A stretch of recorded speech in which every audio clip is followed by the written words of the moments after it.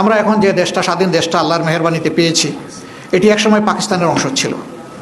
47-এ যারা যুদ্ধ করে সংগ্রাম করে পাকিস্তান তৈরি করেছিলেন, তারা অনেক ভালো কথা বলেছিলেন, কিন্তু সেই ভালো কথার প্রতিফলন জনগণ দেখেনি।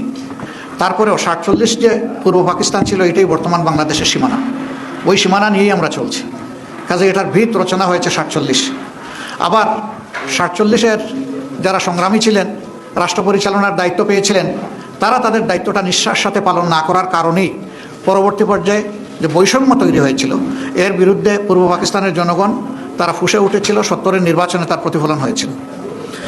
এই নির্বাচন অনুযায়ী 70 সালে ক্ষমতা হস্তান্তরের কথা ছিল শান্তিপূর্ণভাবে, সেটি না হওয়ার কারণেই মুক্তিযুদ্ধ অনিবার্য হয়ে উঠেছিল।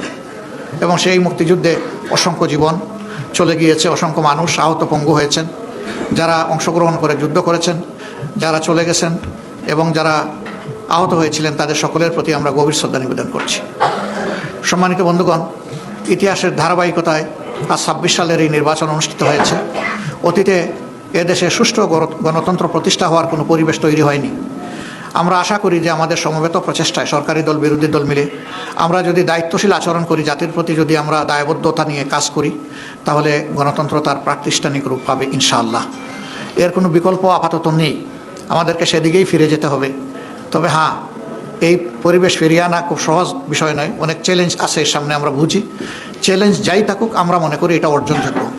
যদি আমাদের আন্তরিকতা উভয়ের থাকে, তাহলে আমরা পারবো ইনশাআল্লাহ।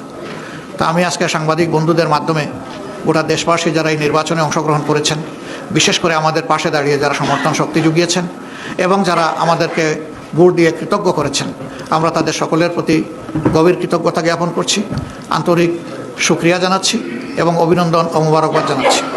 আমরা যে দেশবাসী প্রত্যাশা নিয়ে আমাদের পাশে দাঁড়িয়েছিলেন, নির্বাচনের ফলাফলে তার পূর্ণ প্রতিফলন হোক কিংবা না হোক, আমরা সেই দেশবাসীকে কথা দিচ্ছি, নির্বাচনের আগে যত কথা আমরা আপনাদেরকে বলেছি, একটা বিরোধী দল হিসাবে আমাদের নিজের অবস্থান থেকে তার যতটুকু সর্বোচ্চ পালন করা সম্ভব, বাস্তবায়ন করা সম্ভব, আমরা সেই ব্যাপারে ইনশাআল্লাহ প্রতিশ্রুতিবদ্ধ। আমরা তা করার জন্য সর্বাত্মক চেষ্টা করব। আল্লাহ যেন আমাদেরকে সাহায্য করেন।